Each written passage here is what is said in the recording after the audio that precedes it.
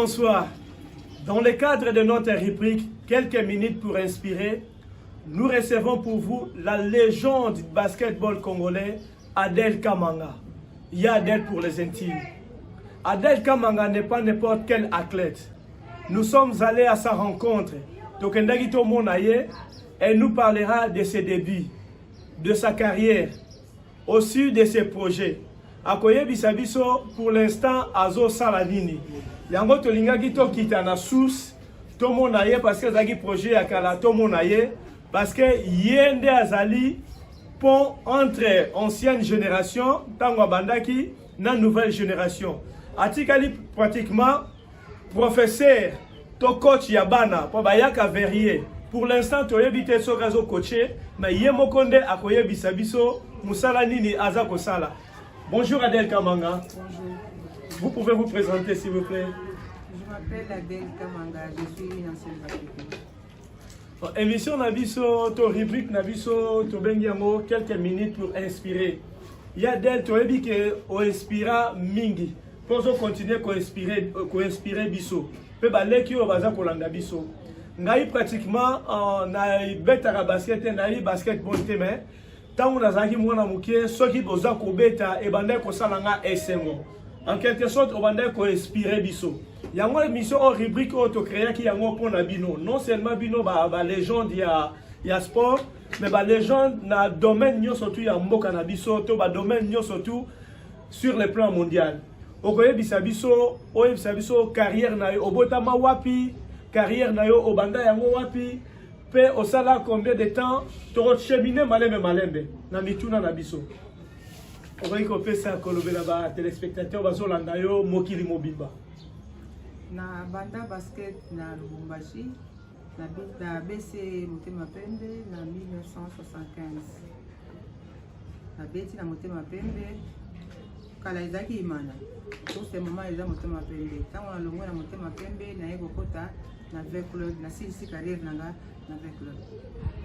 Yadel olobi na biso place obandaki transition salamaki nini obandi na Lubumbashi place obotamaki Oui. obotami kuna esaki ndenge nini o se retrouver na Kinshasa pour na carrière na yo ekende ndenge kendaki Pour na ya kobeta na V club toyaki na Coupe du Congo kobeta V club non c'était pas V club c'était Tourbillon na Motema Pembe à Lubumbashi tango toye awa na Motema Pembe na Lubumbashi na Kinshasa tobeti Coupe du Congo esili nde joueuse moko ya BCV club amoninga asepeli nanga alobi te nga nalingi obeta na équipe na biso na ndimaki mpe tokutani amiminga tokutani na bakomite ya V club nde nakoti na V club joueuse yango kombo na ye il se repose en âme azaki comme on ezaki nene sa femme. Yadel ndenge tobi émission na biso ezali na français na lingala na webo tu na lingala to na français ozala l'aise oloba na munoko oyo omoni okende pe na mbango na yebi ke français pa na yo eza nango eloka moke. Bon Yadel, combien de temps vous avez fait na Motema Pembe ya Lubumbashi? La Motema Pembe à Lubumbashi, j'ai fait presque de 75 à 84. Na 84 temps on a eu, na 83 temps on a eu l'équipe nationale de na kokota na V club. Donc soki na kacho wa mke obandaki kobeta okotaki na équipe nationale wana ozana na Motema Pembe ya Lubumbashi. Oui. Transition salama indeni toke un peu tozui un peu toke un peu na mbangu transition salama indeni ni ozobeta na Motema Pembe ozaki na agini na époque wana okoti na équipe nationale pour na yebi ke à cette époque là kobeta na équipe nationale ezaki facilité neti lelo Ezaki facile, ça dépend na ebeteli na yo. Là j'ai commencé le sport à 15 ans. Je suis entrée dans l'équipe nationale à 23 ans.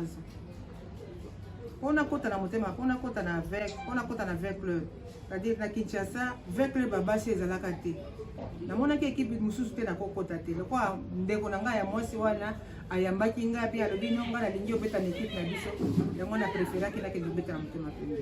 Et là ke obeta BCV club. Yo zayedi na Motema Pembe, tu as dit rivalité entre Motema Pembe na V club. Au long de Motema Pembe, je pense que Zalaki l'une des pièces maîtresses de Motema Pembe. et puis on s'est retrouvé avec les conflits à quitté au côté avec les conflit ezalaki te na préféraki nakende place oyo vert ezalaki ata ndambo ya couleur mosusu ezalaki na préféraki nakende place vert ezali eza lokola dans 20 clubs je suis entré comme par adoptif naza tolobaka naza adopté na 20 clubs mais tata na ngai na mama na ngai c'est DC Motema. Alors intégration na yo avec les bana mbongo mokonza terrain esalama ndenge nini moto pesaki nga moto amemaki nga mpo bapesa nga transfert na BC Motema Pembe c'était président Edo Kiakumbuta. Edo Kiakumbuta. Edo Mbuta paix à son âme. Non, c'est pas lui? C'est pas lui. Ok. Edo azali.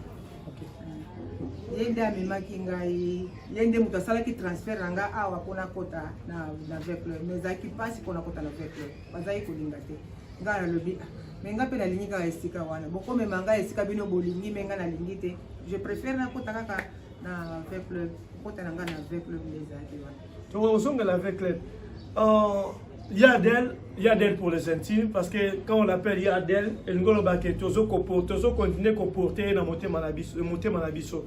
Et au lobby, parce que tu vois, yo lobby au bandaki na 15 ans, 15 ans professionnel. Comment professionnel na 15 ans tu loba? Non, amateur. Amateur, bon, amateur.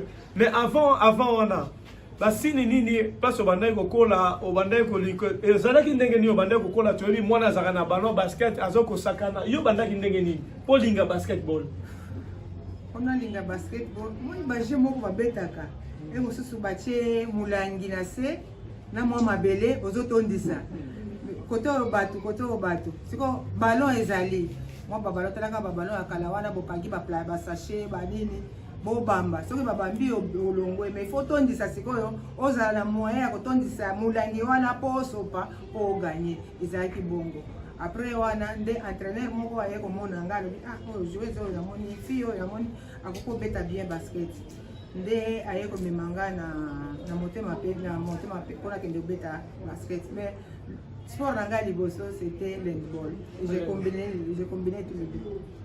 Donc, vous avez dit les coachs a vu votre talent, a mis na Motema Pembe.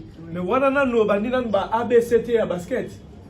Té, solo baka koyeba ko dendisa bale pona kokota na basket na bandina na handball. Oh. Bandina na handball après handball de na yo na basket, ali na tika na basket plus de bela. Oh. Et Olingi Yangope. Olingi Yango. Mais comment est-ce que parents, famille et acceptent qu'il y a en tout cas papa nanga na mama nanga bazali kolinga ngote bazali koloba eza biloko bandumba ukokende kuna okende kobeba mais nga azali koyebisa bango kaka un jour boko kaka papa un jour boko kaka na ke poto effectivement pe ça la repérabo. Adel Kamanga, chers téléspectateurs, nazolo banabino nazana émotion nazana esengo parce que elle n'est pas n'importe qui. A Bersaki enfance na biso Adel Kamanga zobeta biso nyonso tozaki liboso ya télé ezate loko alelo basket ndenge koma bazaki ba vrai ambassadeur ya mboka na biso Adel Kamanga tangu siko komi kosala ba exploit na Motema Pembe réaction ya papa na maman na famille mobimba na quartier place okola ki na communauté ezaki ndenge nini parce que pela makasi c'est tout ce qui to gagner na zongi ndako na lobi o to gagner ezaki esengo na papa na nga pe na baninga kanti. Si vous avez une boutique à 2CMP pour Kinshasa, vous avez un ndenge. En tout cas, papa et maman vont se faire quitter. Nga na yebisaki bango lobi. Na kati classe, pourquoi ma coquille ezaki sous-souté ya papa pour na continuer ba classe. Na yebisi papa na lobi, sika nga na kende, sika na za ko kende. Eza mosala nazo sala. Ona zoela kango mwa quelque chose. Sika na kende. Mokolo osituka kaka o adele wana ke na poto ko sepela. Effectivement pe salama ki pan ndenge wana papa andimi na ye ali na koti pe na équipe nationale bala moko pali na koti na équipe nationale na 82 na koti ti na ndenge na ye aussi sa carrière na. Bon ba début na yo na avec club ezaki ndenge nini timide to directement au komi cadre na bana mbongo. En tout cas tant on a kotaki na avec club ezaki na esengo ezaki timide te nga na ye sala musala soki na ke timide baningo na okuta na bakomonela ngati nakotaki penza ndenge nazalaki allez na bandi pe kobeta après baye ko changa capitaine na continuer tilelo de ozongela esika wana Yadel eza na question moko na tunyote parce que nga naza spécialiste à basket te to bande ko linga tango Roland Modeste Ndila Fanane abandaki ko couvrir ba match na bino ba parcours ba stage na bino na ba compétition position nini obanda ko beta obanda na position nini petango sisi carrière na yo aussi na position nini parce que nga na penza ba position bo beta na basket te tango na bandaki basket nazaki na pivot nakolo ba pivot ndeni pivot moni place likembe abetaka nazaki bongo tango entraîneur ya komona lobino na taille na yo ko beta place wana te zala distributeur meneuse nde na ye kolongwa na pivot na komi meneuse mais nabetaki ba presque ba palier nyonso. Na avec club obetaki pendant combien de temps? Na beti na avec club de 84 à 2002. Après avec club sikoyo kendaki na club ni. Après avec club non j'avais renforcé ka tourbillon. Au renforcer que zaki transfert te okeka ko renforcer to ba céder yo kaka to prétendre to lobaba. Na ko lobaba eza lokola ba céder non na ke kaka na renforcer bango pour ba beta Coupe d'Afrique, pour mettre à Coupe d'Afrique, après Coupe d'Afrique, la zone. En bon, chers téléspectateurs, vous voyez qu'il est comme Adel Kamanga, la légende de basket, Yambo Kanabiso Lobby. Baseda qui est na tourbillon, pas qu'il ne renforcer la Coupe d'Afrique. Voilà comment à cette époque-là, basket Nabiso Baneko Kendeliboso, parce que Baseda qui a qu'il renforcer. Tout ce qu'on a, tout ce qu'on a raté, titre est belé. Avec le bazo qu'on met à Coupe d'Afrique. Stade Momba ezako kumisa équipe ya Libanda tant to rebet équipe wana 8 mois puissance tozo kolonga tozo raté ba titre mais a souligner le komoko ba Seda qui a kende ko renforcer tourbillon pour la Coupe d'Afrique et ça point positif au Sénégal to inculquer na mentalité na biso il y a des temps ba Seda qui yo obetaki combien de Coupe d'Afrique na tourbillon SMZ na tourbillon na betaki ka Coupe d'Afrique ka moko wana tango bazwinga mpona kende kobetela bango talaka ndenge biso bakongolais kozala mitema mabe bato mosusu babimisi bafoto avec le bake balakisi secrétaire général ya FIBA Afrique joueuse wana aza ya bango te boye ye mpe ayebisi bango alobi soki aza ya bango te fédération akonsignale biso lokola azobeta c'est-à-dire aza joueuse na bango mais eza na baekipe mosusu bapays mosusu mpe esalaka yango bamoni ke baza na bajoueur to bajoueuse ya makasi te bakosenga na ekipe wana soki boyokani ezali bakopesa bango bajoueur bakende kobeta po eza honneur ya mboka wana sikoyo ozongi na avec club bosali combien de Coupe d'Afrique na avec club tosali na temps na nga oui na temps na yo na temps na nga nasali kaka Coupe d'Afrique mibale ya Afrique centrale na ya club champion bokomaki na niveau nini na club champion tobimaki 4e na la Coupe d'Afrique centrale tobimaki 1er. Oh, c'est bien ça. Bon, sikoyo ozalaki déjà na 2e pe ozalaki déjà na équipe nationale. Bon, tango yen avec club on gardait toujours statut non équipe nationale. L'équipe nationale rôle na yo ezalaki nini parce que na avec club ozalaki capitaine. Quand on a continué l'équipe nationale pour la première fois, on a continué capitaine ezalaki Mbuya na Kobichelo. Tobeta tozwi pe coupe na ba capitaine bango. Après ba yeko tiangai na Lingenga. Après Lingenga yeko kende na yeko tikala de 80. Naza capitaine depuis 84. Ba ndombe ba yeko jouer capitaine na 89 je crois, les Jeux africains. Après na yeko zonga ti na ndenge na yeko sisa carrière dans l'équipe nationale. Osali, c'est difficile parce que biso tozana ba répertoire ya malamu teto ye baso ki ya Adel Kamanga asali combien de sélections d'équipe nationale. Mais néanmoins tu retournes ailleurs ceux qui abeti na équipe nationale les Léopards d'Israël à cette époque et puis Kobaki le Léopard tout court du Congo. Na Léopard au beti pendant combien de temps? Na Léopard le Banabeti 19 ans l'équipe nationale. Waouh, quelle longévité. Na carrière sportive je fais 27 ans de carrière sportive. Chers téléspectateurs, Au moins, il faut célébrer Bangoyo. Aux moments où on a en face, il y a n'importe quelle légende.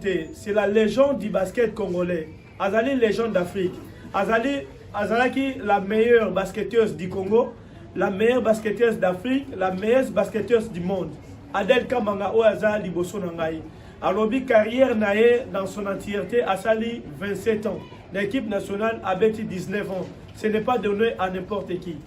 Il y a Adel Kamanga. L'équipe nationale, Osali, combien de Coupes d'Afrique?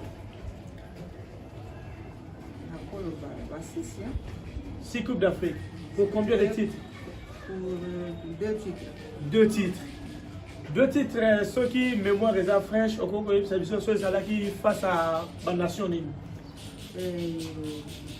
Sénégal.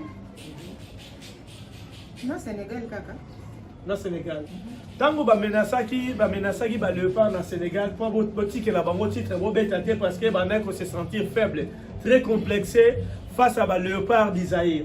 Aux Alaki dans l'épopée, match nanga coupe nanga liboso kobeta yango wana oyo bosimbi yango te bokoti na terrain te babenase biso oyi kobetela biso lisolo mpo biso tozalaki nga personnellement nazalaki mwana mokie tozalaki liboso etando botikeli bango coupe avec ya Jean Mosielo aussi azalaki na équipe wana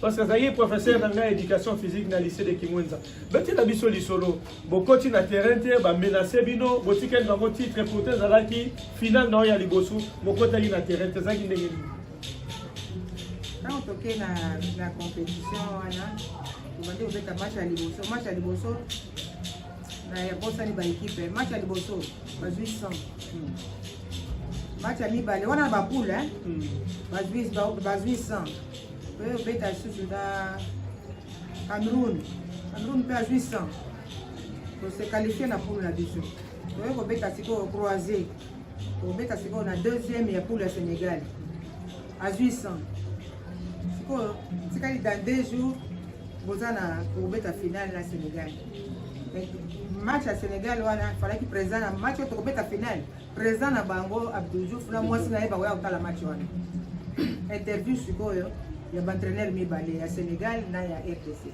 Et nani azalaki votre entraîneur à cette époque? Entraîneur Ngona.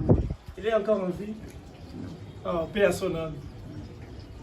Allez, interview sikoyo ya entraîneur batali tango baba unika match batali match baladi nanga liboso batala équipe au secret biso fi wana te kokola bakene interview tuni entraîneur à Sénégal deni ni mon match alobi ça facile to gagner yango boy na boy pesi entraîneur biso kanda entraîneur alobi nous sommes les léopards attaque fin ou pas fin léopard attaque kaka mais lion attaque kaka soki aza na nzala réponse wana nde pesaki bango lokola kanda lobi nango sikoyo finale biso na stade match ezobetama ya 3e na 4e place tokoti toye na biso tokoti na vestiaire tokoti na terrain sikoyo tosala échauffement ntango tosala échauffement lokola ezaki na terrain ya basket ntango bango sikoyo bakolo Sénégal akoti entraîneur alobi no botikela bango ngambu moko bino mpe botikala na ngambu moko tosala échauffement bango ntango bakoti mbala moko babandi koleka na kote biso tozalaki batuti joueuse na biso moko tumba ebarde wana tumba ebandi batali balobi il faut tocible kaka bajoueuse na bango ya bien mpo babeta te babandi nano na petit poisson babeti eku na likofi na lisu que nous saluons soit dit en passant baye babeta lisusu filo babeti lisusu filo na lisu entraîneur na bango sikoyo aye mpo babetanga na esquive yango azongiseli ye gauche epasoli ye mbeli na bamilitaire oyo bazalaki wana bayeba basangeli biso ale bayeba bimisi biso libanda ntango babimisi biso libanda tolobi no lokwa toke libanda toza kopema kaka soki match wana esili tokokota mbala moko tobeta mbala moko toyeki kaka na mégaphone babandi kobenga chauffeur na biso ya kozwa biso azongisa biso na hotel chauffeur na biso aboyi bazwi kaka chauffeur ya Sénégal amemi biso ti na hotel biso kasi lokwa bamemi biso na hotel tozozela po match esila nsima tozonga toyende beta match Comme on a un hôtel, on vend des camps, la radio, on vient de remettre la coupe à la capitaine du Sénégal. Eh, Matangi, Bandi, on va Bandi, on va école, on va classe, on va et c'est pas ça qui nous dit. Et puis, bon, réaction ambassadeur, parce qu'il y a des représentants de la Sénégal. Est-ce qu'ils ont alerté d'un incident? Voilà, on a évité. Madame le secrétaire général de la FIBA Afrique, Azati Lelo, Azaki Ivoirien. Azaki aussi pour l'équipe, il a dit sur ma casse, aïe, abandé pour le bozo de la nini, il fallait qu'il bosse, pour bêta, pour boire, pour bêta, pour aller sur le dos, il faut boire. Bah, même si on a besoin d'un hôtel, pour ça qu'il devait couper mathématique. C'est pas ça qu'il veut. Mais retourne à Bino Sikoyo, na mabele bakoko. Président Mobutu, tu es à cette époque. Osimbi Zaïwa moko eza loko osimbi liso Mobutu ezala ki ndenge nini ayambaki yango ndenge nini ayambaki yango na ndenge ya mabe po ntango tozongi baye kozwa président pauvre Mabusa akufa na ye président baye kozwa ye bamemaka ye mbala moko akendeki na asalaki mwa prison moke ndesima baye obilisa ye. Sikoyo, comment est-ce que bosalaki mpona oublier incident on a encore on a pour répartir pour rebondir encore. Oui, beaucoup de bango siko na bango na Kenya. Na Kenya. Les Africains na Kenya. Vraiment que je crois troisième. Voilà bobeta qui na ba poule. Voilà bobeta qui na ba poule. Pour ça il peut bango. Voilà siko na finale na wana zaye contre nani. Na finale wana na Kenya. Parce que il y a aux qui deux titres. Exactement. On est qui Jeux africains. Jeux africains. C'est qu'on a deuxième titre, tu veux qu'on coûte à la bango na. Deuxième finale. Deuxième finale. Tu veux qu'on coûte à la bango na Afrique du Sud. Afrique du Sud. Ouais, que ça les bango je crois à peu près 20 points. 20 points. Siko avant match wana, vous voyez que ba Sénégal, to ba sénégalais, ça ba rival na bino. Pour le long moi niveau nyabiso eza penza na se bozaki ndenge nini tant boyebi ke bato yo baza ba rival abotola ki biso coupe na ko bozaki motivation zaki ndenge nini motivation zaki ya makasi moni na 94 wana na 94 nazaki na tikalaki nga moko rescapé ambo génération na balingenga bakamanga bakamimbai bamangulu 1 2 bango nyonso bakei ngamo ko natikali ngoli ke na yebi mwandamu ngamo ko natikali kwa encadrer bana wana natikali kanga moko natikali kwa encadrer bana wana tubaneke Sénégal na bana tango toye tolinga tokota na kati yo muke chers téléspectateurs bomoni eloko photo landelaka ba détail to landelaka moza to nakoloba moza mo makambo azoloba alobi atikalaki encadrer elikoloba ke akomaki déjà lokola azosala transition prof Yaya. Et quand on a ceux qui sont allés qui pensent dans ba institution à bien, dans le cadre de sport, tous allés qui na ba mabilo à bien. Adel Kamanga pouvait être professeur. Il y a bana nyo surtout il y a ba jeune nyo surtout au bazakoya. Puisque y a lobby atikali yemo kona équipe, atikali Yaya capitaine pour encadrer baleki. Akena bango tina finale bazuko continuer il y a Adel Kamanga. Tant to continue à terrain. Sénégal il y a na supporter na bango ebele na ancien na bango nyoso. Wana siko yo tikali na bana. Siko moko capitaine na zo encadrer bango. Zo encadrer bango. Moralement nyoso tu yo moko. Nyoso tu kitoko. Siko yo Amerikani ka Amerikani oyo. Ero wana zo beta na Afrique du Sud. Atani bango kuna bazo beta mama moko na ba citron na maboko. Jouer na bango moko akala na ba citron na bango na maboko so papa pour la biso to wasala ni to ebite. Amerikani suka sala kindenge nini akeka ka côté na bango wana la boto le mama wana citron zaki nango babandi kolela to kota na terrain bo 20 points match ici to ya den tango zokende match omoni bango ba perdaki finale wana te yanko parce que na terrain parce que yo zalaki ozaki na motivation mususu. Est-ce que tango ozaki na vestiaire en tant que Yaya en tant qu'encadreur en tant que capitaine Lilobani no banda ko yebisa bango contenu ya incident o elekaki bokomi siko na face ya mutu oyo asaki binonko banda ko yebisa bango ndi na vestiaire na yebisi bango na lobi on na 84 to perdaki coupe on a bitumba contre Sénégal. To s'entraîner pas na biso. Donc stage te nini te, to s'entraîner que quand na stade de martyr wana. To ye awa on a ko rafle coupe wana. Mais tant on a zo ebisa, tant on a zo le bango ndenge wana. Na maya miso ezo bimanga. Cameraman oyo Tokyo. Azo filmenga na ko filmer on azo filmenga azo bimisa Léopard, nga azo bima lokola na kati ya Léopard wana na zone. Président lui Adel match les gens maboko non. D'ailleurs c'est le président pour gagner match. Côté pénal. Voilà président de la fédération. Oui, président de la fédération Tamboa Lumbala. Wana entraîneur wana tokena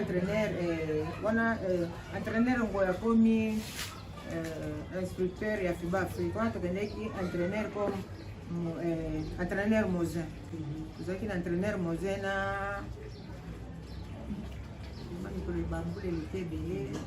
na entraîneur Sado pour gagner match. Si que le match on a pas tant de gagner qu'ango. Tozongi na mboka. Si lelo, vous offrez des missions te hein. Oh. Vous offrez des missions te lelo. Chers téléspectateurs, Adel Kamanga Lobi, coupe Oyo Bazouaki, Oyo Baganyaki Sénégal, c'était une rencontre de revanche. Ba beta match Baganya, Bazoua frère de mission te. Pendant que ça nous envie, Bino Boza Kolanda Biso, Bino Boza va responsable à basket, Bino Boza va responsable à sport, Bino Boza va responsable à Mboka, Azoua frère de mission a été. Ceux qui au moins beaucoup penser na parce que la génération Bazana nous bateau ba beta kiwana.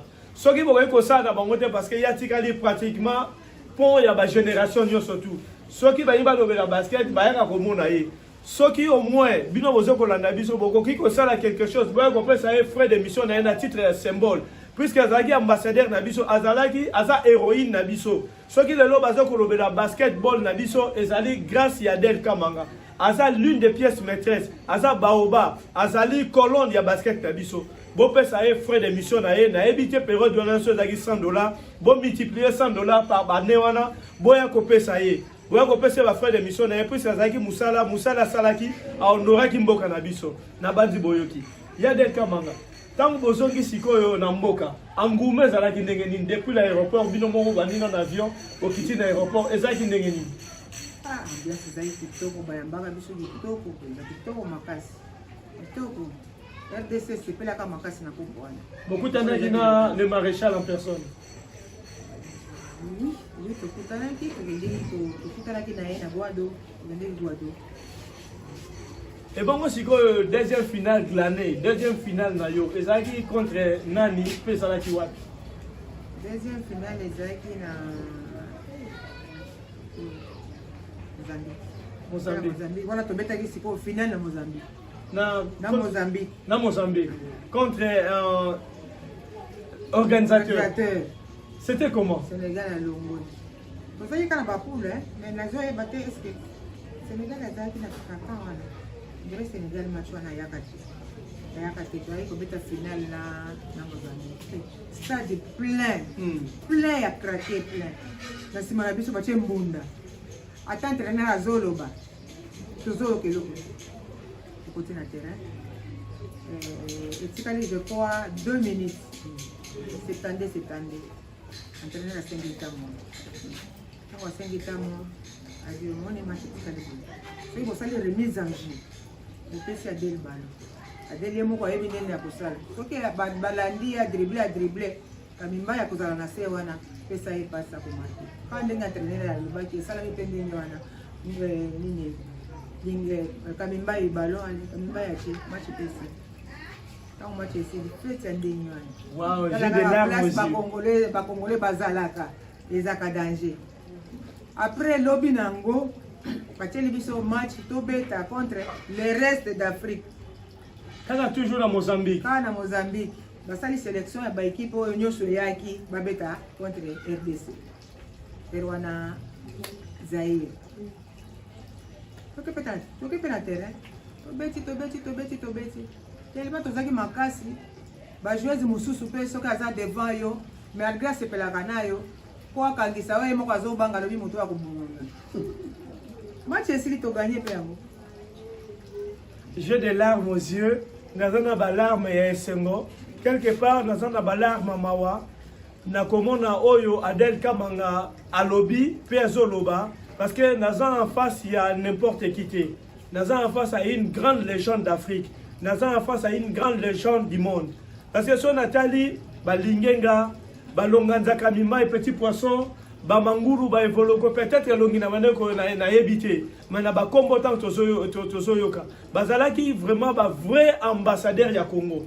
Football na époque wana football baneko so ba titre té mais ba baneko ça la joie ya nation surtout et zalaki bango surtout bango ba basi soki baza ko beta mboka mobimba ndenge waze ko lobaka boza déjà à kosepela tozaki à kosepela pe etikala image wana etikala na mutu na nga tilelo ya Adel Kamanga so vous bêtez une équipe nationale après on a beaucoup toujours dans la compétition est-ce que au sein des Jeux olympiques na koloba na beta ba pré-olympique avant kota na okino beta Jeux olympiques il faut bandana na pré-olympique na beta pré-olympique na beta Jeux olympiques yo ezaki na 96 na Atlanta na beti coupe du monde na beti 3 fois coupe du monde en tant qu'athlète 3 fois coupe du monde pas donné à n'importe qui en tant qu'athlète, 4e fois en tant qu'entraîneur national avec les juniors. Waouh! Il y a des tolo bela lobby entraîneur national en tant que yaba junior. Siko yo ozali wapi pratiquement. Parce que nazo yeba na kati yo muke à une époque na yaka na Kinshasa na monaka yo na place yo bakomi kolela batanga obanda ko coacher Veklen. Ngana yaka Nathalie yo na lelaka na leli na lobby na Asanef.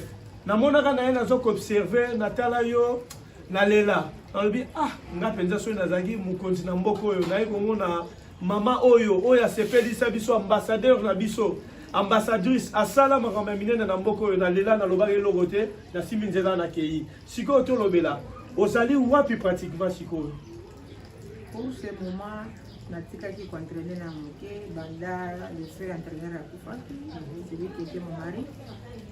Après à son âme. Mais pour ce moment, la fédération n'a pas intendante. Est-ce que la fédération on a yozali icône? Est-ce que bazako pesa yo to lo bato koloba honneur na yo en tant que icône légende ya basket? Bazo tiens yo prendre la place na yo. Non, to lo en vérité. Bazo tiens la place na yo. Pour ceux qui bato mususu bayeba ki valeur ngate na kai ko zala peut-être ata intendante. Merci na bato ba penser na légende Adel Kamanga bation en intendante mais pour nanga iso na zota la Adel Kamanga azana na niveau ya ba instructrice azana niveau ya ba instructeur parce que tout sangé na mibali na basi parce que connaissance au yazanango azali vrai livre azali vraie bibliothèque pour la basket na biso du côté féminin non seulement féminin tout le basket en général parce que yendenga zawana yango nazo senga na bakonzi ya basket bakonzi ya sport bakonzi ya mboka na biso Adel Kamanga tango azana en vie azali vraie bibliothèque ya basket et sengeli to élevé na niveau ya instructeur kokoma na niveau ya instructeur et senga ka ba moyen a que déplace ba instance international ezali alandela oyo esengeli balandela azwa ba livre oyo esengeli azwa ba cours oyo esengeli kozwa puisque même na niveau ya CAF esengeli akoma azala propulsé même na niveau ya CAF parce que ya FIBA na niveau ya FIBA parce que soki tozana mutu lokwa Adel Kamanga ezali héritage azotika na mboka parce que ngata on azomona ye na ye komona ye en tant que mutu oyo babengaka na anglais legacy Asa déjà un héritage moko oya kotika la génération future. Alors pour na kotika la génération future héritage wana biso ba etozali vivant, biso ba toyebi moi masolo muke et sengel toyeba comment est-ce que ko sala pour na héritage wana etika la de génération en génération. Yadel olobi oza intendante. Sikoyo toyebi te na niveau ya FIBA. Ton à niveau mondial de basket na bosani kombo so babenga ngonini. Est-ce que ezali na ba démarche fédération to esali pona ozala to Olanda kolo to benga ba cours po ozala niveau moko ozala kola instructrice nationale. Est-ce que c'est salama? Salama. Mais elo salama kana ba instructeur et ba entraîneur de salamaka. Ba o ya mikolo pour entraîneur pour bakomaka ba instructeur ya FIBA Afrique. Mais nakoloba neti na fédération. La fédération toza na Comichelo. Comichelo aza trésorier na fédération. Et Poisson aza na ligue. Ndombe aza na FIBA zone 4. Anciennement. Yadel, na talent surtout oyo zalaki nango. Talent moko énorme, talent moko inné. Ngana yebi Adel Kamanga so wali nzila fanana zo ganga. Adel Kamanga obuaki ekoti. Yebisa biso nanu, yebisa biso obeti oningisi Congo, oningisi Afrique. Comment se fait-il on se retrouve professionnel na mamboka bapaya puisque kuna moi ba infrastructure, moi ba structure et ça là qui est un peu différent na biso. Babande ko solliciter biso to tikala. Mais le point tozaki na président wa lingaki sport. Tozaki ko zo frais d'émission na biso kitoko. To monaki ko tikala na poto ezana tina mo. Sikoyo na équipe nationale. Confidente na yo penza kinini. Pa ngaso ina kanisi kaka egoiko zala lingenga ou bien te longanza kamimba. Yo se confidente na yo zakinini. So eboke na ba stage, boke na compétition, mutuno zakinani. Lingenga. Bozaki penza ndenge moko na complicité. Makasi. Yo siko spécialité na yo zakinini. 3 points to ndenge. Nyonso kwa kaeza la 3 points na kocha, eza la 2 points na kocha, eza la lancer franc na kocha. Nazaki na nyonso. Mais ezaki nazali. C'est comme si on a lingenga bozaki presque na ba qualité moko. Non, lingenga zali na qualité mususu na zali na qualité mususu mais tozaki ko se comprendre. Ya lingenga zaki nini shot à distance. Lingenga soki a shoté na 2 points. Na 2 points. Soki a shoté na L, eza na kati. Akoti pe na pivot, eza na kati. Siko na bana na yo oyo memaki bango na sacre contre Sénégal. Oye kotangela biso ba kombo na bango. Soko za suna mémoire. Yo Mwadi. Nana Ngalula. Magi Mbui. Amba. Alele. Ngoi Bati Sunda. Mbuyamba. Tijuka. Bon, suna bossa. Ouais, merci, c'est vraiment merveilleux. Siko yo Yadel Olobi ou arrêta qui mokie ko coacher. Est-ce que aux un projet mususu ozongela to o monter académie moko o la kisarabana ba ABC parce que dans une américain de pangi hier azo s'occuper azan académie na azo s'occuper na ba gardien de but na monaki pratiquement bana 13 ans pe bazali. Est-ce que ozana likanisi wana ya monter académie moko to ezali mais ba moyen ozanga olobela biso pe na nini parce que connaissance o yozana ngo ekoki ko collaborer idée wana ezalaka na ngati lelo na moto makoki ezati kosala académie mpona bana eza facile mais eza pasi faut ozala na moyen okende koluka terrain ya koluka te faut ozala na terrain ya yo moko comprendre oza na terrain na yo moko bamateriel na yo ata osengi na baninga na poto bakotindela yo eloko ezozanga eza kaka moyen dezozanga mais faut ozala na terrain ya yo moko oyo ata omemi bana baza kotungisa bango te po eza na baterrain mosusu okokende fo futela bana wana mpo basala baentraînement baekipe eza ebele bakozwa combien de temps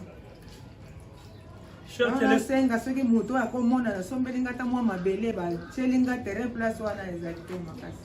Chers téléspectateurs, Adel Kamanga azoloba boye nazoyoka pasi na motema nazomona sous d'autres cieux comment est-ce que bazo s'occuper na jeunesse mutu azali akoki ko s'occuper na jeunesse très bien parce que yebi musala wana ye oyo soki toza bino boza na bonne volonté alobi soki mabele ezali basombeli ye mabele batongeli ye terrain na ba norme botongi ba vestiaire pona abanda académie abanda ko encadrer bana biso to sekaka bango bakenda compétition ba poli tozo seka bango aya ba leopard ngo banyao mais tozo ebate pour que boso ba champion il faut ko banda dès le bas âge ye azana connaissance o azana héritage o akoki ko léguer na bana na biso na jeunesse parce que la jeunesse c'est l'avenir de la nation soki ye afongoli académie abande ko pesa bango ba ABC tanga zo pesa bango ba ABC ba misusu ba okende na ba club awa ba misusu ba okende ko beta na libanda mboka yango ko sala force ya équipe nationale ya Adel Kamanga wana ezali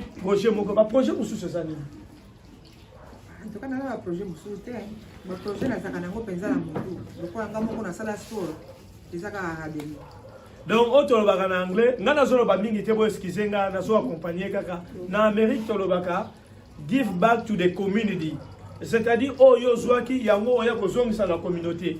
Yadel Kamanga alobi projet na ye majeur ezali ya académie, donc alingi ba connaissance o azwaki oyo topesaki ye maboko tobetelaki alingi azongisa yango na communauté. Alors to tia maboko bino batu oyo nzambe asala ngolu boza na mbongo okoki peut-être que somba mabele totongi école nga pe y compris totongi école pour na abanda pour soka banda ozala ye mon côté ozala na batu ozala formé soki lelo nzamba po nzamba bengele sikote soki un jour nzamba ko benga ye ekotika la nation ba association musu ba kosongo po académie et continuer akosala ndenge ezake pa mindele ye akei mais œuvre ezo continuer.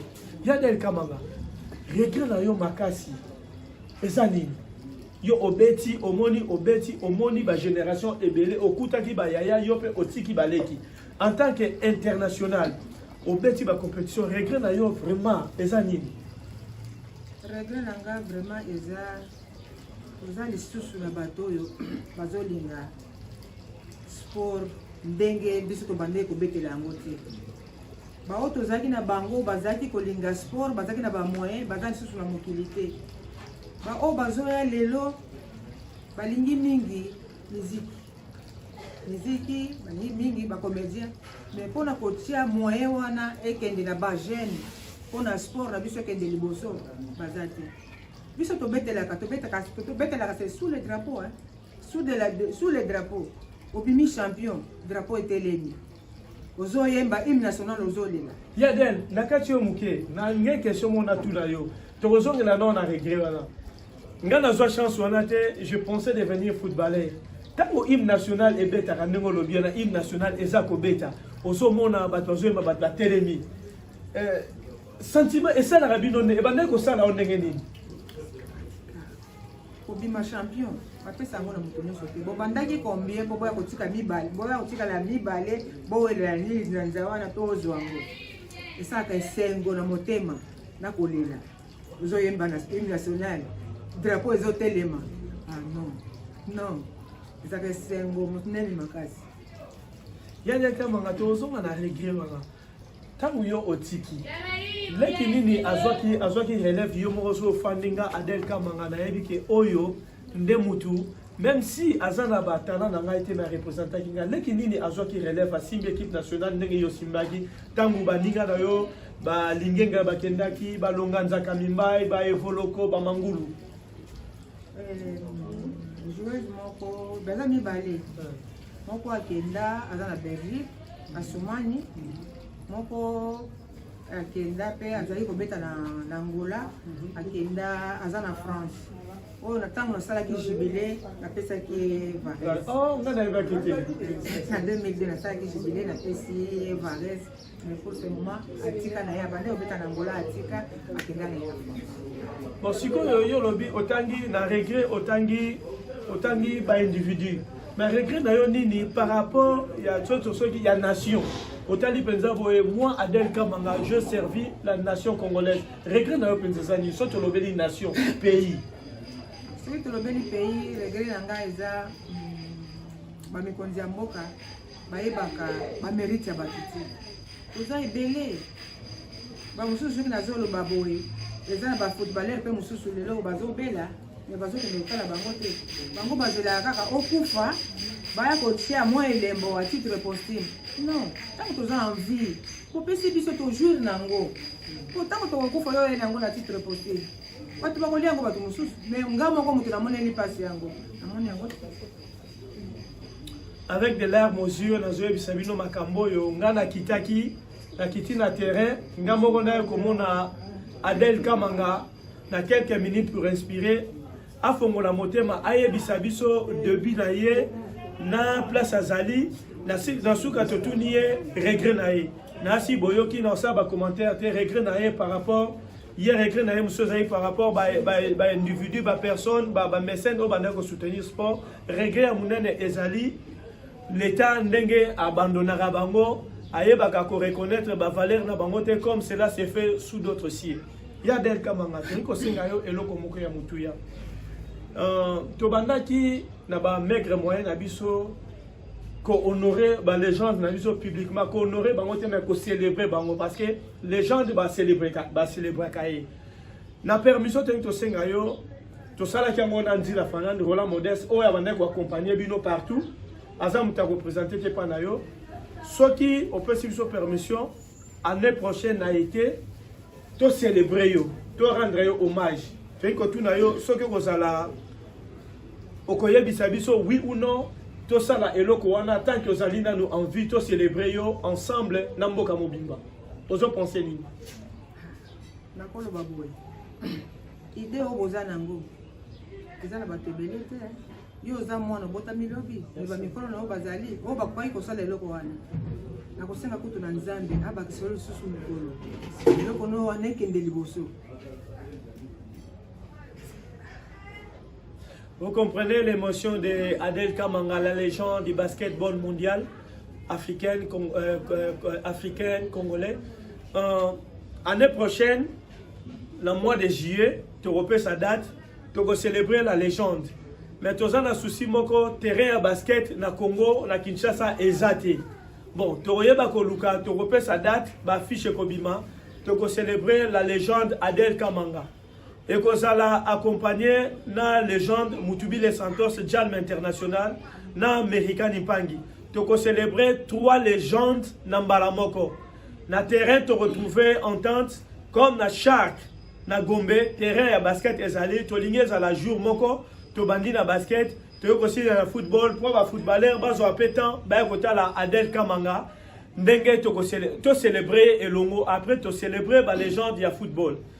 To sengi na bino biso senga ba tumbongo te to sengi na bino botia maboko parce que eza pona biso te eza eloko moko tozo sala pona toko tsango culture na ba congolais pe la génération future baye ba kopesa ba légende na bango ba icône na bango valeur eza seulement ba légende ya sport te toza na ba légende na ba domaine scientifique na ba domaine culturel baza ebele ba légende baza ebele to banda ko célébrer bango à tour de rôle na moyen muke nzambe akopesa biso na makasi nzambe akopesa biso yango to lancer appel na bato ya bonne volonté to lancer appel na ba sponsor toza ouvert non pour na biso toza besoin mbongo te toza na besoin to célébrer bango to rendre bango honneur na oyo basala pour na nation na biso ba représenter biso valablement tala lobby longévité 19 ans en équipe nationale 27 ans de carrière ce n'est pas donné à n'importe qui American Impangi lobby asala 15 ans en équipe nationale, 15 ans en ring,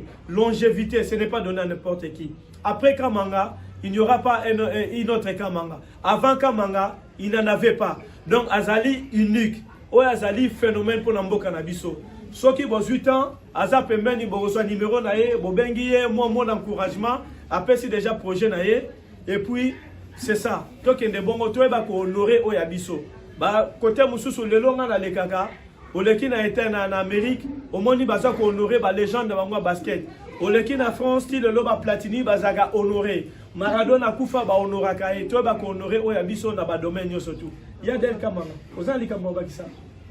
Meti nzila surnommé kangai l'immortel. Oyoki l'immortel Adel Kamanga, continue. Joka Kabengele ye muto pesa kanga kombo ya la reine mère. La reine mère. Et là on se na bossa na ki. Outi en 2019, senior fille basket, otaye ko beta na Coupe d'Afrique des Nations, tu dis qui 5e. Le 5e on a tous qualifié donc na JO, otaye ko beta il y a je crois 2 ans. Pour attaquer en gros pesa biso forfait. Compétition wana nandenge silaki, nandenge tozongaki, frais d'émission tozwate.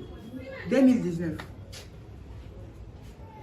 Mais na kosenga eloko na yo oyo associé au ministre du sport azaku a jeune pas de toyeba kosenga audience to kutana na ye ministre du sport pour na projet tozana ngoya ko célébrer la légende Adel Kamanga ensemble avec Mutubile Santos Jalm International et American Impangi na kosenga na ba concepteur oyo ba kosala portrait pour na pub na biso ya hommage à Adèle Kamanga, alobi, on va appeler ça qui est l'immortel, la reine mère. La reine mère. Il y a un portrait dans pour la pub Nabiso, Adèle Kamanga, l'immortel, la reine mère. Aux mot. La reine mère et puis l'immortel. DKM Didier, il faut que la reine mère et puis l'immortel. Tu ressens l'amour et Robima déjà d'ici là, pour toi annoncer déjà dans juillet, tu vas célébrer la légende Adèle Kamanga. Ya Adèle, est-ce que vous avez un mot à couper ça pour te clôturer rubrique Nabiso quelques minutes pour inspirer parce que vous inspirez déjà. Pasteur Nanga Mike Nandako, Paloma qui a lancé Bango. La Pessim Boté là, Audrey Ngoï, Mardoché Kalala, Élysée, Chris, Johnson, na Congolais Ignoso et toutes les sportifs disciplines toutes confondues. Yadel, ils ont secrété parce que ils ont déjà projet Bimisi Ango Boye. Numéro Moutezaka secret, mais ils ont allé légende. Si vous avez un numéro de téléphone, va contacter pour le projet Nabiso la célébration, pour célébrer la légende, la reine mère, l'immortel Adèle Kamanga. Na projet na yo, il y a fondation. Si vous avez un numéro, va contacter directement, lieu qui va passer par Bisso. Na ko pesa numéro ya WhatsApp. WhatsApp c'est mieux aussi. Vous pouvez ça 081 599 28 65. 081 599 28 65. Mon sous c'est 089 67 67 323. 089 67 67 323. Même si va passer par le problème exact. Problème exact. Après si permission, même si vous passez par moi, les citoyens du monde. Dans le cadre de notre rubrique, quelques minutes pour inspirer, Tozalakina Adèle Kamanga, la légende du basketball congolais et mondial. Tozo qui est à pied levé, anima qui tosa la émission naie parce que après si viso opportunité wana parce que yebi que tu reconnaître que azamukiete et bele ba le kakaye ba yebite. Je pense que Borolanda biso Borolanda émission oyo sur DKM Pro TV. La diaspora mobimba, bozwa yango, bo s'abonner, bo partager, bo yoka oyo Adèle Kamanga, oyo bo yokate, ba debi na ye, na place azali, na oya sala, ezali bien, bo partager. To pesi déjà programme na biso pour na été prochain, bo ya bo soutenir, ba œuvre bo pour to soutenir parce que place bo fane na diaspora, bo mo na ndenge ba célébrer ba légende na bango na domaine nyoso. Ata anniversaire ya légende bo mo na aujourd'hui eza anniversaire ya Adèle Kamanga. Moi je suis en Amérique. Tala na ba site na bango ya ba chaîne na TV so ba tiango na ba réseaux sociaux ba milliers de batu bayaka ko commenter ko pesa moi ba mot de remerciement ko célébrer la journée anniversaire na ye ngana yaki bongo parce que ngana zananga mukie ye azamunene une légende ba célébrer kaye comme azano nous vivants to célébrer la légende Adèle Kamanga. Merci Adèle pour la opportunité to passer minutes oyo avec nayo to sengi yo to pesi yo merci mingi na disponibilité na bi keza mba liboso te à tout moment pe ozana besoin na biso to koya. Après une fois de plus, merci, see you next time, bye bye.